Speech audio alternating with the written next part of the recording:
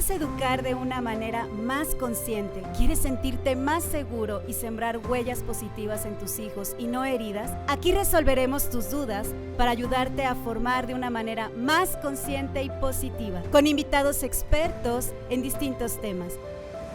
Soy Carla Baturoni. Comenzamos. Hola a todos, bienvenidos a su podcast Padres en Proceso. Hoy vamos a hablar de un tema que para mí creo que es muy importante que los papás logremos comprenderlo de fondo, porque creo que como papás siempre deseamos lo mejor para nuestros hijos, ¿no? Y saber cómo proveerles de los recursos, de las herramientas necesarias para su vida. Y creo que a veces puede ser todo un tema, todo un reto, saber cuáles son esos recursos, cuáles son los recursos adecuados, si esto que estoy buscando para mi hijo es lo que él requiere, o a veces saber entender si el que requiere esos recursos y esa herramienta más bien soy yo como mamá o como papá. Entonces creo que el gran cuestionamiento que tenemos todos los papás es cómo saber justamente cuándo pudiera necesitar terapia mi hijo y cuándo somos nosotros los padres los que requerimos de ese acompañamiento o cuándo tiene que ser un proceso familiar. Y entender que a veces no es mi hijo, sino soy yo como papá el que pueda necesitar sanar, el que pueda requerir de esas herramientas y de estar en esos procesos. Y que hay ocasiones también en las que a lo mejor yo como papá ya es algo que me sobrepasa y necesito de este apoyo para acompañar a mi hijo en algún proceso. Y pues bueno, hoy tenemos esta invitada amiguísima que adoro y que quiero muchísimo, la doctora Melissa Jiménez. Estoy feliz de que esté aquí porque además de ser una mujer súper preparada, con toda la experiencia del mundo, es mamá de 3. Entonces creo que esta parte nos vuelve todavía más sensible, una adolescente y 2 chiquitas que mis respetos como también va llevando. Y bueno, vamos a hablar justamente de si son mis hijos los que requieren terapia o yo. Ese es el tema del día de hoy. Y voy a platicarles un poquito de Melissa para que la conozcan. Ella es doctora en Ciencias del Acompañamiento Humano, tiene maestría en Terapia Familiar Sistémica, diplomado en Pedagogía Interactiva, es docente también a nivel licenciatura y posgrado, y bueno, ha sido facilitadora y desarrolladora de diversos programas académicos a nivel diplomado y posgrado. Melissa, gracias, estoy emocionadísima de tenerte aquí, estoy muy contenta de que se nos haya hecho y pues sobre todo porque sé que tienes mucho que aportar a los papás. Creo que es muy complejo, en mi caso en algún momento también me topé con eso de decir si yo sé tanto, si yo tengo todos estos recursos, pero llegó un punto en una situación que vivimos muy particular, mi familia y yo, en la que dije esto me está sobrepasando y no está mal a veces dar ese pasito para yo ayudarme, porque yo no tenía esos recursos y también a lo mejor apoyar a mi hija en ese proceso que ella estaba viviendo, en el que necesitaba un acompañamiento. Y no te quita autoridad, no te quita esta imagen que a veces nos queremos hacer, sobre todo quienes nos dedicamos a esto, entender que todos somos vulnerables y que en algún momento quizá todos podemos estar en unos procesos de acompañamiento, que así como se enferma una muela, se enferma el estómago, se enferma la cabeza, se pueden enfermar las emociones. Pues bienvenida, gracias por estar aquí. Gracias, Carla, un gusto estar aquí de verdad, tanto por la amistad como por la oportunidad de compartir desde tu expertise y la mía combinadas, esta visión para los papás que te escuchan, ¿no? Es una oportunidad enorme porque, como bien lo dices, en muchas ocasiones los papás creemos o creen que los niños necesitan terapia, ¿no? Y es como muy sencillo ver el malestar o ver el síntoma en el niño y decir su comportamiento en la escuela es inadecuado, no me contesta bien, no socializa, tantas cosas que vamos ahorita a poder platicar. Y que asociamos con que entonces el niño necesita terapia y muchas veces, como bien lo dices, es papá y mamá o es la dinámica familiar la que necesita un ajuste, un reacomodo y un proceso de reflexión para hacer cambios que favorezcan que esa dinámica familiar no alimente estos síntomas o estas conductas que vemos en los niños de manera anómala. Es que es como si quisiéramos irnos únicamente, como tú decías, a la sintomatología, le doy la pastillita, le doy el chochito, lo llevo, como si fuera un auto que tuviera que ir a que lo vuelvan a afinar o le quiten el problema que tiene, y creo que es más profundo todo esto. ¿Qué cosas tú ves en toda esta experiencia que tienes y las familias a las que has acompañado? ¿Qué es lo que generalmente lleva a una mamá o un papá a llevar a sus hijos a terapia? Además de estas que nos mencionabas, que veo que se está portando inadecuado, y aparte a veces hay una diagnostitis ahorita increíble que todo mundo diagnostica y es más fácil, saco el problema de casa, hago como que no existe, y es más fácil entonces decir que es afuera, ¿no? Lo que está sucediendo.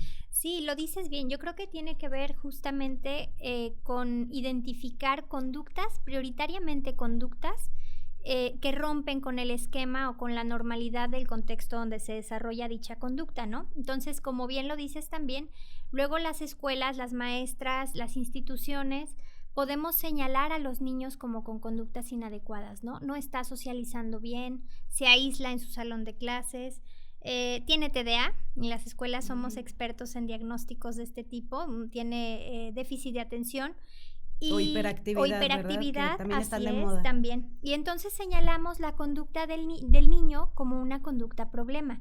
Si bien es una conducta problema, desde el enfoque, desde donde un terapeuta con mi formación lo ve, más que un problema es un síntoma, ¿no? Esa conducta inadecuada dentro del aula, esa conducta inadecuada en casa, ¿no?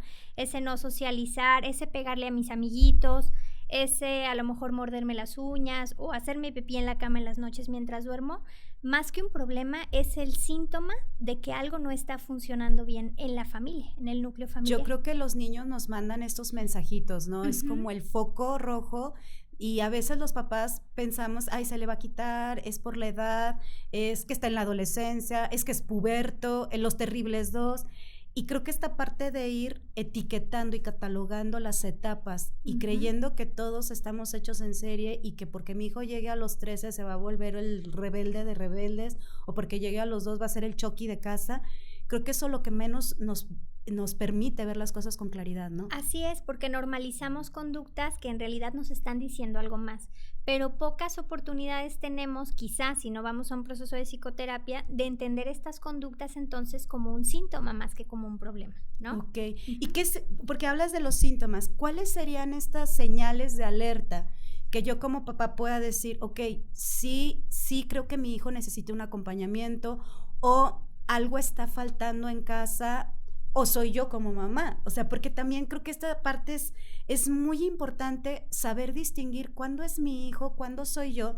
Yo soy de la idea, y tú me dirás si estoy en lo correcto o no, que cuando se manda un niño a terapia, si la escuela o tú quieres llevar a tu hijo a terapia antes de los 12 años, va la familia completa, ¿no? Porque todavía hay una situación, un momento de apego muy importante, todavía el niño depende mucho en su etapa formativa.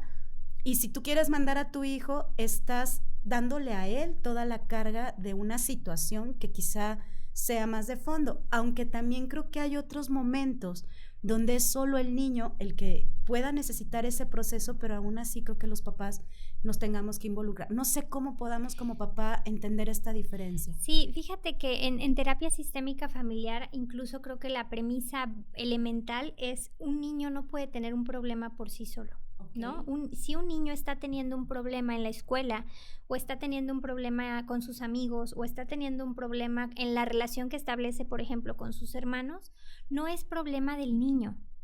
El problema, esa dificultad que el niño tiene, por ejemplo, para interrelacionarse con los otros, es el resultado de una dinámica familiar que está aprendiendo o en la que está viviendo.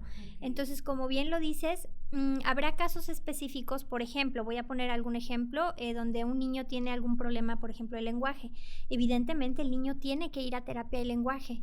Sin embargo, el acompañamiento que la familia tenga terapéuticamente hablando para acompañar el proceso de cambio del niño va a ser elemental, porque el niño puede aprender, por ejemplo, estrategias para mejorar su lenguaje, pero si en casa lo único que el niño oye son gritos, o por el contrario, lo único que sucede en casa es que se omite lo que el niño dice, muy probablemente el niño va a seguir gritando en vez de hablar. O si le hablan chiqueado, ¿no? Totalmente. Y no hacen esas correcciones, los hábitos van a seguirse manifestando. Así es. Entonces, es como entender que entonces los niños por sí solos no pueden tener problemas. Los niños tienen problemas como consecuencia de las dinámicas en las que viven.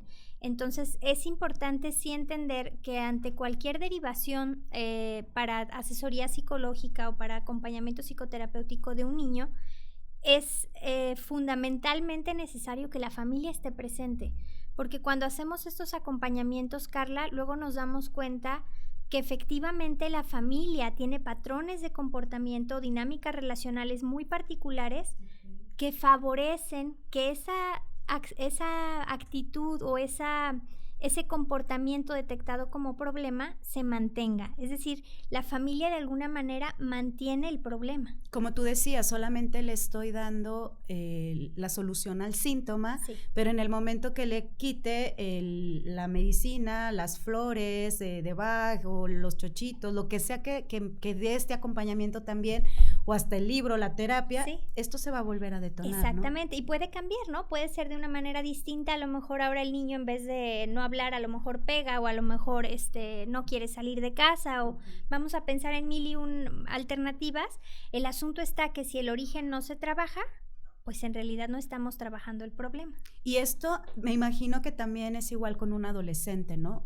Porque hablábamos de niños, y entonces los papás a veces cuando ya llegan a la adolescencia dicen, ya él es solo, ya él tiene que hacer, pero creo que a lo mejor estas situaciones, como tú hablabas de la dinámica familiar, no sabemos en qué etapa de la vida de este ser humano se vaya a detonar, y a lo mejor va a ser un detonante hasta la adolescencia, ¿no? Cuando el niño ya tiene muchos más cambios, más exigencia social, más exigencia personal, tanto cambio físico, entonces a lo mejor dar este salto, no es que mi hijo cambió, porque muchas mamás me dicen, es que de niño era tan lindo, era tan tierno, y ahorita se volvió un monstruo, es rebelde, grosero, no logro comunicarme.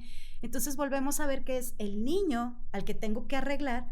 Ajá. Y no todo el contexto, ¿verdad? Sí, por supuesto. Con este ejemplo que das me haces pensar como en las mamás que luego padecen la adolescencia de su hijo por los duelos que implica a nivel personal, ¿no? Ajá. A mí como mamá me implica también un duelo, una pérdida, el ver a mi hija o el ver a mi hijo con sus cambios físicos, con sus cambios comportamentales y con sus cambios de ideología. Son en 3 niveles, ¿no?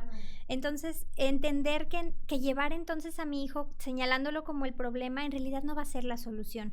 La solución es integral en el sentido de que mamá y papá también tienen que entender que están enfrente de un reto en relación a cómo mi hijo está cambiando y a cómo yo tengo que integrar también los cambios de mi hijo o de mi hija a mi vida y a la familia y a la dinámica familiar, porque ya no puedo yo tratar a mi hijo de 12 como trato a mi hija de 6, por ejemplo, ¿no? Entonces, yo creo que un elemento, con todo esto que estás diciendo, importantísimo es la aceptación, ¿no? La aceptación y hacer a un lado toda esta fantasía que a lo mejor yo creé en torno de mi hijo, claro, y en torno de la maternidad y la paternidad, que todos lo vivimos, la verdad, como padres. Lo importante es hacerlo consciente.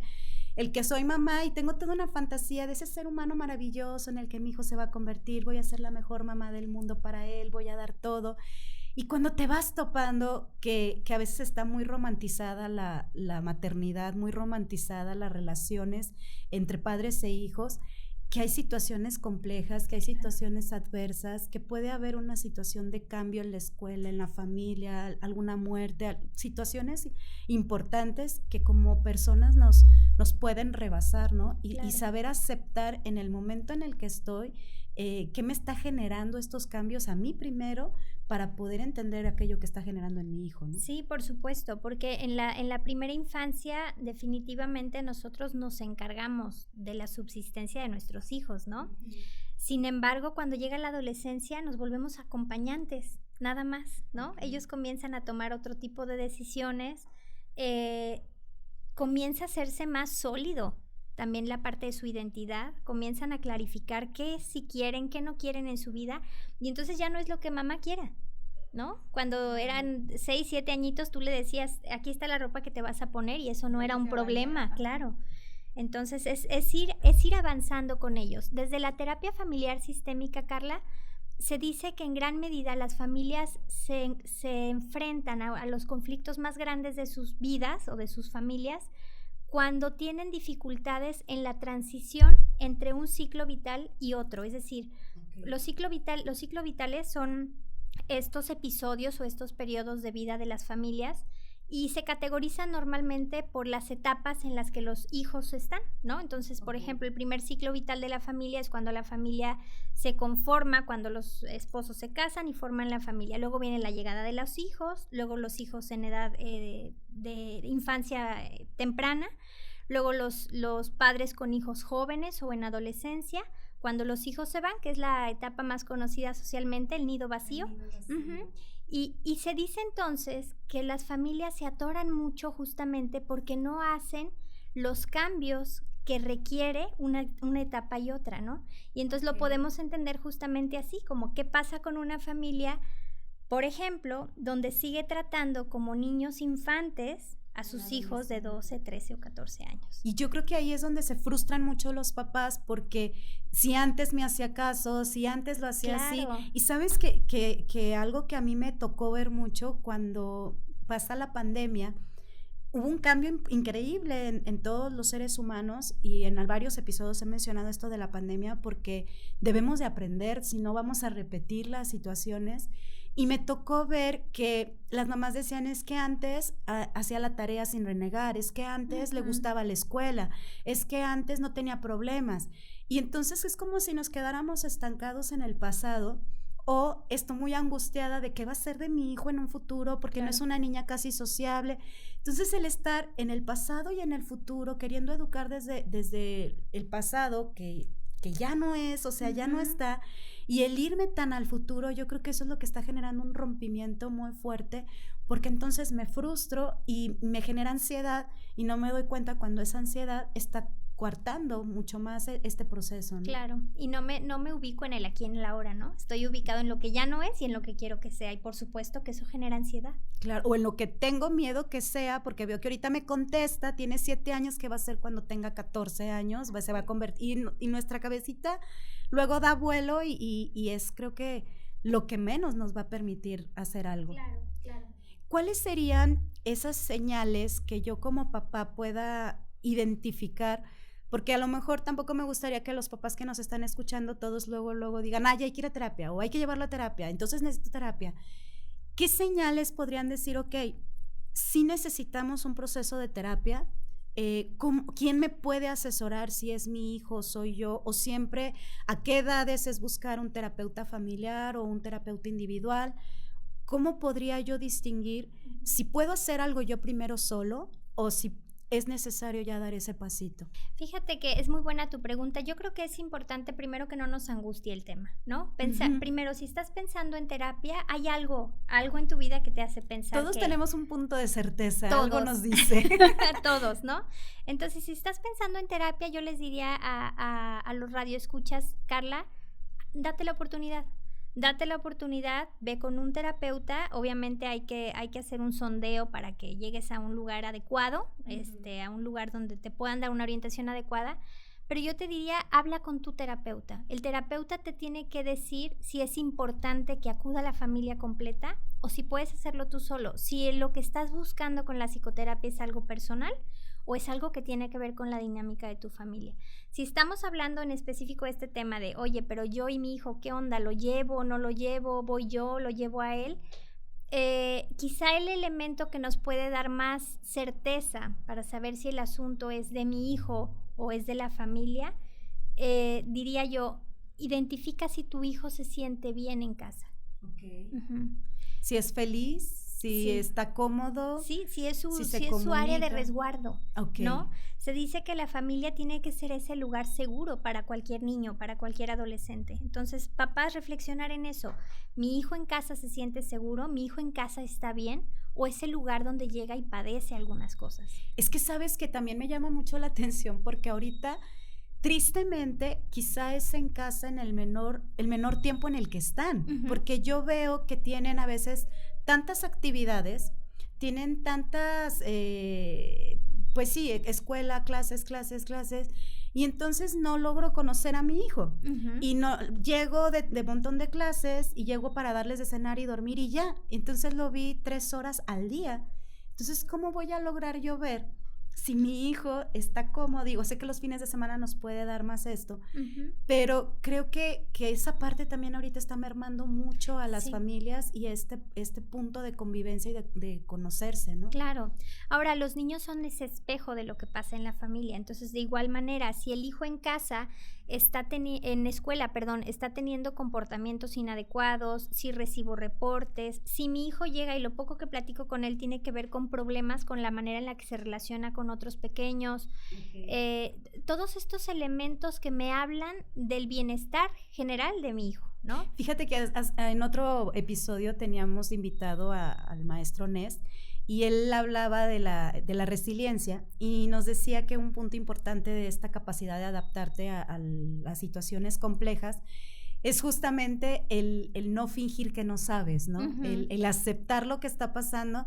Y yo creo que a veces los papás es un gran paso, y te lo digo yo también en algún momento de mi vida que lo viví, el reconocer que necesito apoyo, que necesito ayuda, que yo ya no puedo, y no te hace menos. Yo creo que está muy estigmatizado todavía, y que bendito Dios también la pandemia vino a favorecer el darnos cuenta de la importancia del bienestar, de la salud mental, del acompañamiento, porque en México estábamos en pañales en eso, y yo creo que como papá el reconocer, el no hacerme de la vista ciega, el creer, es hoy, fue un momento, no está pasando nada. Así es, no normalizarlo. No normalizarlo y etiquetarlo, porque es que él es así, es que él toda la vida ha sido un problema.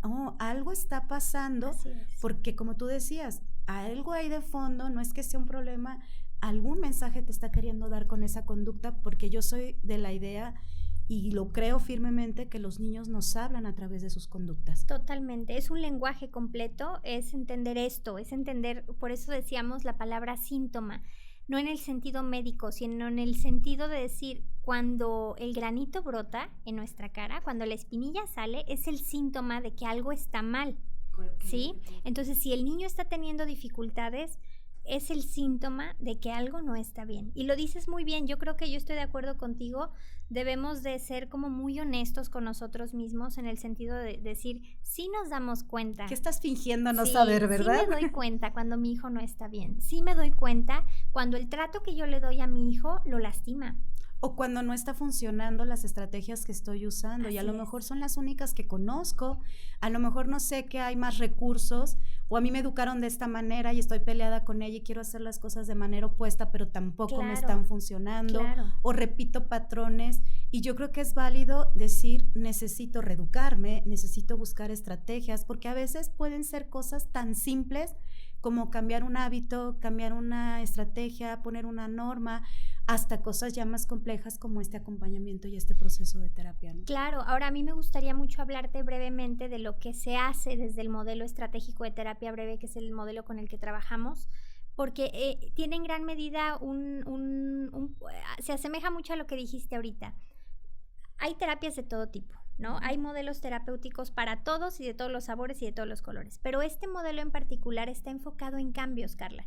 Está enfocado, no vamos a buscar en la historia dónde y por qué se originó el problema, si esto tiene que ver con la relación que tú como mamá tuviste con tus padres, porque a lo mejor esto nos va a dar mucha información y siempre es valiosa y habrá quien le sirva, pero acá lo importante y el enfoque es pensar en qué puedes hacer de manera distinta o qué de lo que estás haciendo ahora favorece que el problema se mantenga, es decir, pensar en cambios, pensar en soluciones, pensar en hacer las cosas de manera distinta para obtener un resultado diferente. Porque el pasado, como hablábamos hace ratito, ya pasó, claro. Y no puede determinar tu futuro, pero sí puedes aprender a desaprender, y a redireccionar y a resignificar aquello que tengo en mí y por qué estoy reaccionando, y que a lo mejor pues pueda ser algo que para eso hay especialistas, ¿no? O sea, yo no me puedo curar a lo mejor un cáncer sola, yo no me puedo quitar una caries sola, tengo que ir al dentista, pues igual, esos huecos, esas situaciones de familia, de casa, pues a lo mejor hay un momento en el que yo sola no puedo. En cuestión de cómo elegir cuál es la terapia adecuada para mí, cuál es el acompañamiento, ¿no? ¿qué les podría orientar a los papás para saber cuál es la que más me pueda funcionar? ¿O eso es sobre la marcha? No, fíjate que es interesante la pregunta. Sí tiene que ver con la formación y con el modelo de psicoterapia del terapeuta con el que vas a ir, ¿no? Porque hay modelos que, como decíamos, por ejemplo, el psicoanálisis, pues sí se va a enfocar en la historia, sí se va a enfocar en tu origen, sí se va a enfocar en tu infancia y sí vamos a buscar qué heridas hay de antaño, ¿no? Vamos a hacer introspección, es distinto el modelo, ¿no? Entonces creo que es importante que sí lean un poquito cuando decidan quiero ir a terapia, que conozcan las generalidades de 2 o 3 modelos de psicoterapia. Okay. Yo en particular les recomiendo la terapia breve, porque además de ser breve en realidad, su nombre no es por casualidad. Se piensa que de 8 a 10 o 12 sesiones cuando mucho puedes estar logrando aquello que estás buscando, porque trabajamos sobre un objetivo específico, objetivo que pone el paciente, no el terapeuta. Okay. Es que eso es que estás diciendo es importante porque de repente me tocan papás que quieren toda su vida ir acompañados de un coach, de un terapeuta, y entonces de repente me tocan niños que tienen 6 años en terapia, desde que tiene 7 años está en terapia. Claro. ¿Por qué? Porque es que si no funcionamos. Entonces por ahí ya no es, ¿no? No, por supuesto que no, porque la intención es que sean autónomos. Claro. Y que una vez que toquen o que logren el objetivo que están buscando y que dominen o tengan nuevamente el control sobre su vida, lo puedan hacer solos, ¿no? Claro, no depender de... No. Que yo creo que eso les está pasando ahorita a muchas familias. A lo mejor no están con una terapia, no están con un coach, pero están buscando cursos y cursos, les digo yo, se vuelven cursientos, porque sí. Un curso de esto, un curso del otro, ahora voy a ir a esto, pero luego tampoco nada aplican. Uh-huh. Algo que yo aprendí de un gran maestro y amigo me decía, todo aquel conocimiento que no lo apliques y que no te vuelvas hábil se vuelve toxina para ti. Uh-huh. Y lejos de ayudarte te va a entorpecer porque te vas a sentir más frustrado de por qué sé tanto y no puedo hacer nada. Claro. Entonces yo creo que es muy importante el sí. Estoy pasando una etapa, por ejemplo, mi hijo va a llegar a la pubertad, la adolescencia. No sé nada de pubertad, no sé nada de adolescencia. Pues infórmate, conoce, no le tengo que hablar de sexualidad y yo tengo montón de paradigmas, sí, claro. Montón de estereotipos, no quiero educarlos como me educaron a mí. Ok, reedúcate y busca quien te asesore y quien te acompañe, pero tampoco podemos estar toda la vida en este proceso de terapia, creo yo, sí en este proceso de crecimiento, porque creo que el ser humano toda la vida aprendemos y crecemos. Así es. Y a lo mejor vas a ver etapas en las que requieras, pero como tú dices, es nada más como para dar ese empujoncito, no sí. Para depender de. Totalmente, totalmente. La terapia tiene que ser ese momento en el que descubres o redescubres que sí has logrado solucionar las cosas, incluso en episodios previos, ¿no? Llegamos a terapia creyendo que tenemos un problema y quizá lo tenemos, una dificultad. Y la premisa, Carla, es que estamos teniendo esa dificultad justamente porque con los intentos de solución que tenemos hasta el día de hoy, lo estamos complicando más. Ok. ¿Sí? Entonces muchas veces es entender que el problema es la solución. Ok, ajá. Ya. Padrísimo esto que estás diciendo. Me encantaría, Melissa, porque hay muchas mamás que de repente me preguntan, oye, me voy a divorciar, me voy a separar, ¿es necesario que vaya solo yo a terapia o que vaya mi hijo? ¿O diagnosticaron a mi hijo con esto? ¿O hay esta enfermedad? O sea, situaciones ya muy específicas, uh-huh. Porque hablábamos de cuando hay una dificultad de comunicación o algo, una situación compleja, pero también yo creo que pueden haber situaciones externas que puedan estar generando esta duda, ¿no? Si lo puedo hacer solo, diagnosticaron de alguna enfermedad a mi pareja o hubo una muerte ahí, y en un divorcio ¿tú recomiendas que siempre haya este acompañamiento o va a depender también de cómo nosotros vayamos llevando la situación? Va a depender de cómo llevemos la situación. Si papá y mamá tienen esa sensibilidad para trabajar el divorcio, la separación con claridad, con asertividad frente a sus hijos, creo que pudiera no ser necesaria la psicoterapia. Yo creo que no es elemental para todos los casos, pero va a depender mucho del tratamiento que papá y mamá le den, en el sentido de que se disuelve el rol de pareja, se acaba completamente el rol de pareja, pero no el parental. Papá y mamá siempre van a estar ahí, y papá y mamá con esos hijos tienen una familia, aunque sea una familia seccionada a una familia que ya no va a vivir junto, la familia no se termina. Y es importante en ese sentido el tratamiento que los papás le dan a los hijos, ¿no? Desafortunadamente, no siempre tenemos esa inteligencia emocional como para trabajar estos temas con los hijos, y en gran parte de las ocasiones, papá y mamá meten a los hijos en medio del divorcio, ¿no? Y está de por medio la emoción, está de por medio el duelo que yo estoy viviendo. Por supuesto. Entonces yo creo que es otra vez volver a esa claridad personal y decir, bueno, si verdaderamente yo estoy atorada, si verdaderamente yo estoy enojada con él, necesitamos vivirlo acompañadas de un proceso de psicoterapia, porque si no, los más lastimados son los chiquitos, ¿no? Claro. Nada menos que ahorita estamos atendiendo en la universidad, en Cámara de Gesell, que es un tratamiento acompañado como de investigación, donde los terapeutas en formación están detrás del espejo y acompañan el proceso de terapia, de psicoterapia de las familias, a una familia que está en un proceso ya de 2 años de divorcio. Okay. Pero las hijas están padeciendo, obviamente fueron derivadas por el colegio, ¿no? Aquí entra perfecto el ejemplo. Fueron derivadas por el colegio porque están teniendo situaciones problemáticas en el aula. La maestra básicamente dice, la niña tiene ansiedad y estrés, ¿no? Una niña de 11 añitos. Okay. Ella se está lastimando mucho su cabello, se muerde las uñas, se ha llegado a arrancar el cabello por la ansiedad y el estrés que está viviendo.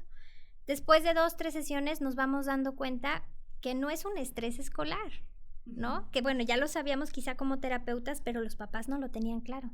Los papás verdaderamente en su ingenuidad o en ese amor tan grande que tienen y en esa ceguera que a lo mejor surge tras un divorcio y tras el estar yo conflictuada con el exmarido, no me doy cuenta que todo lo que estoy haciendo y todo a lo que estoy sometiendo a mi chaparrita es a un proceso de estrés y de ansiedad que la tiene donde está. Claro, y yo creo que esa ceguera, ese no querer ver, no es falta de amor. No, por supuesto. Para nada, yo creo que es el yo reconocer que mi hijo está sufriendo, está pasando una situación difícil, tiene un síntoma de alguna situación detrás, está detectado con algún trastorno, etcétera. Yo creo que como papá, lo primero que viene a nosotros es la culpa, ¿no? Porque si algo está mal en mi hijo es que algo hice yo mal. Claro. Entonces el reconocer eso es el reconocer que quizá yo he estado haciendo mal las cosas, y tampoco está mal eso, no. Porque creo que como papás debemos entender que nos vamos a equivocar, hacemos lo mejor que podemos con lo que tenemos, y dentro de este proceso mi hijo aprende, yo aprende, y es reconocer cuando, híjole, me equivoqué, sin culpas, con responsabilidad, y poder dar ese pasito, ¿no? El decir, sí, necesito un acompañamiento, con trabajos puedo conmigo, cómo voy a poder con mis hijos en este proceso, y creo que es el reconocernos vulnerables, el reconocer que todos estamos aprendiendo claro. Y que todos estamos en alguna situación en la que nos podamos encontrar difícil o de aprendizaje. Melissa, ¿cuál sería el mensaje final que les pudieras dar a las mamás, a los papás que nos están escuchando, que todavía tienen esa duda de ¿será mi hijo, seré yo, o sí será necesaria una terapia, o qué le voy a ir a contar mis problemas a un desconocido, porque también eso luego se vuelve un tema? ¿Cuál sería el mensaje final que les pudieras dar a los papás? Yo creo que el mensaje final sería reflexionar, observar con amor a mis hijos y tratar de pensar si lo que ellos están haciendo mal, mis hijos, será una manera de decirme necesitamos ayuda, mamá, ¿no? Okay. Sería como escuchar a mis hijos desde un lenguaje distinto, observar incluso sus silencios. Nuestros hijos hablan, los adolescentes no hablan, pero dicen mucho. Entonces sería como escuchar con amor la dinámica que tengo en casa para reconocer si eso que mis hijos están diciéndome con gritos, con no tiendo mi cama, con rebeldía, etcétera, tiene que ver más con un pedir auxilio, con un decir necesitamos ayuda, ¿no? Ay, padrísimo. Pues espero que les haya dado más luz, que se hayan podido sentir un poquito identificados y sobre todo tener más herramientas con esto que nos compartió Melissa. Melissa, ¿dónde te pueden encontrar si quisieran conectar contigo, que tú les ayudes a derivarse o un poquito tener más claridad? No sé si quieras compartirles tu correo para que sepan en dónde. Compartimos correo electrónico y en caso de que alguien quisiera consulta o alguna orientación, ya a través del correo compartimos datos más personales, ¿te parece? El correo de Melissa es melissa.jimenez@ podcast@univa.mx. De cualquier manera, ya saben que siempre al final del podcast están los datos del invitado. Te agradezco muchísimo. Al contrario, gracias Carla. por estar aquí, Muchas gracias por compartir. Espero que muchas familias se vean beneficiadas con esto y logremos dar ese pasito, porque a veces es solamente un empujoncito y aprender juntos y lograr trascender este aprendizaje. Gracias. Te agradezco a ti. Gracias a todos los que nos vieron, nos escucharon. Gracias por acompañarnos y los esperamos en el siguiente episodio. Gracias por acompañarnos. Te esperamos en nuestro siguiente episodio. ¿Te quedó alguna duda o quieres que toquemos algún tema en especial? Compártelo en mis redes. Recuerda que no estás solo, porque los padres no nacen, se hacen.